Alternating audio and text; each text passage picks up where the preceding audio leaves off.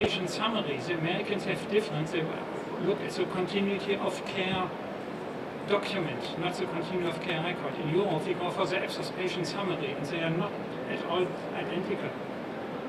And the next question is, of course, who is going to use this? What benefit? Most doctors say, oh, we don't need all this data. I just need medication. It was just the other day, the German doctor said, oh, even our diagnosis, we don't want them. We know they are, let's say, not quite correct. If you ask them, it depends for what purpose do I have a diagnosis. And you just can't compare them across countries. Is it to make the most money out of the diagnosis? Is it to avoid stupid questions from the supervisory boards? Is it to exchange data with a partner? Or what is it for? I mean, we cannot just combine data. We have to know what data for what purposes. So I think there are so many issues. Go for very concrete issues like in Ipsos. Just try to get an e-prescription across the border. This is a huge effort, and I wonder whether after the 5 years of Ipsos you get it going in Europe. But this is where we could make progress, and not at the high level how great all of this is. Thank you very much, Karl. There's a chance to ask Petra to talk a little bit more about European perspectives and efforts on European collaboration, what they have achieved and what the challenges are for the future, so that we can become more practical again in this discussion here.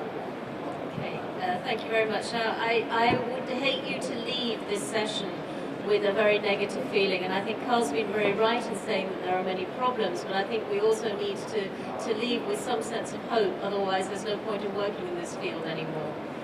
I think we can learn a lot from what's going on in Europe, and like a good European, and I did spend 8 years working for the European Commission, so I will summarize what I'm going to say into a 3-letter acronym, a TLA, because that always works well at European level. In fact, at European level, if you haven't got an acronym, it doesn't exist. So the acronym I would choose is EEG, which will also prove to be the brain scan for our initiative. I think there are 3 things that are recognized that we need to address global challenges in e-health. The first E is evidence. Everybody recognizes that what is still missing is convincing evidence that e-health works, that e-health is useful, that it contributes to reducing costs or at least containing costs.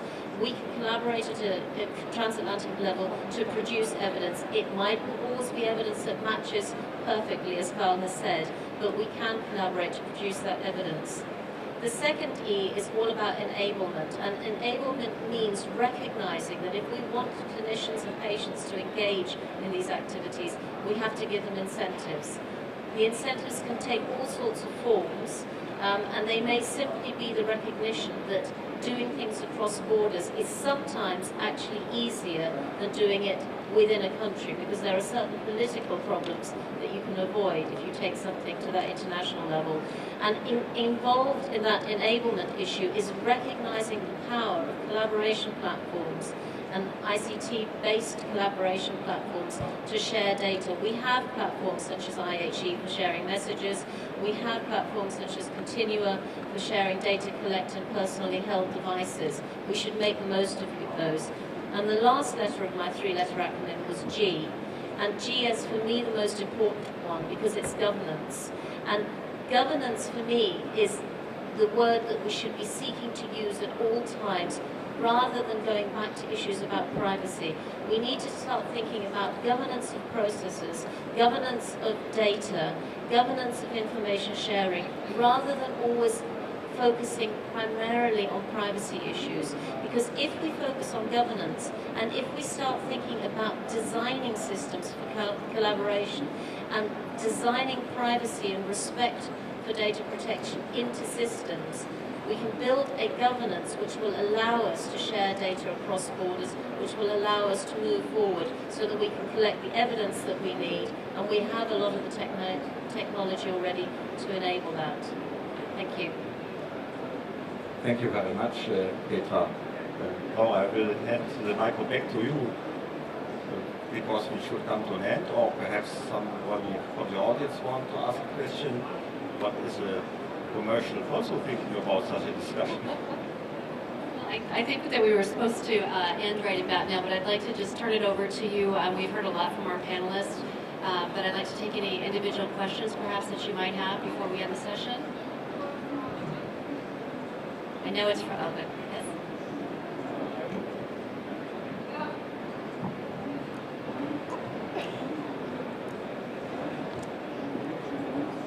So I think that everybody has no doubts about the benefits that this collaboration that might arise would bring to the healthcare systems. But my question is, how far do you want to go with the standardizing these healthcare protocols, and how are you planning to do the transition to a new system? I mean, since we spoke about the differences between countries and the differences between governments, I think this is also an issue. I mean, how are you going to convince them to change their current healthcare system, not only judging by the benefits, but also from the financial point of view? Because if we are looking at these players, I think they usually sell really expensive solutions. They're reliable solutions, of course, but the European Union doesn't have money in all of its places, or at least not in my country. Thank you. I think there are, for me, 2 or 3 answers. One answer is you can do it through regulation. You just have to force the health system. The second possibility, which works usually quite well, is give money to the doctors. They go for money. And I think the third option is, and I think this is also for the industry, we cannot integrate all the systems. No way. I think this is also why NHS England failed with a big problem. Colleagues told me we have to define data models or information models. Like Denmark has done this many years ago. They defined a model, these are the type of data in this format, in these specifications, and we certify 3 months from now whether you can transfer this data. And everybody has to comply with this or he's out of the market.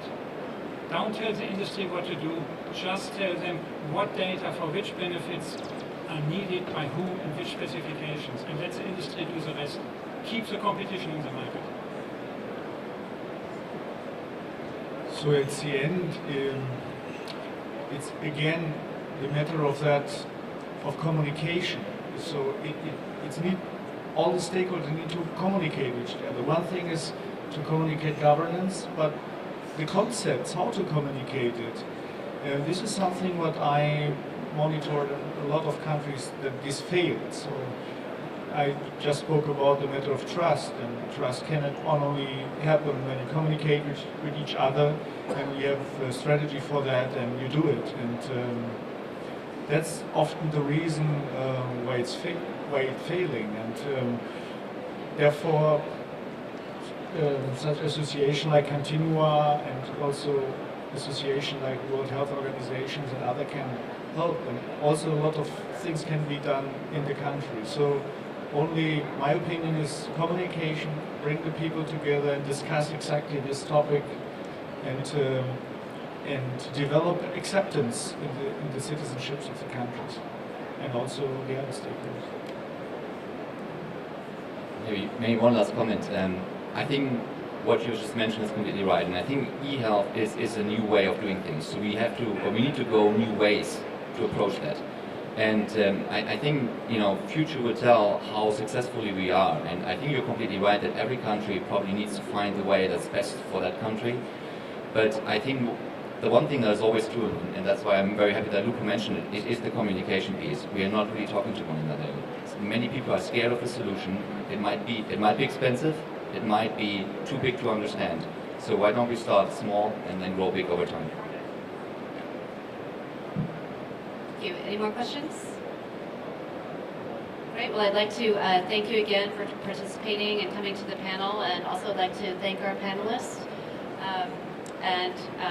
Just as a person kind of coming from outside of the industry and listening to this conversation on e-health, I can't help but kind of think from a policy perspective from the United States how we could really, we've talked a lot about US-EU collaboration, but I'm thinking if we're able to work effectively together, how that could really also have tremendous implications for the developing world, bring some of this innovation and technology and really developing a global vision, and what that can do globally, and particularly in countries that are more resource restrained.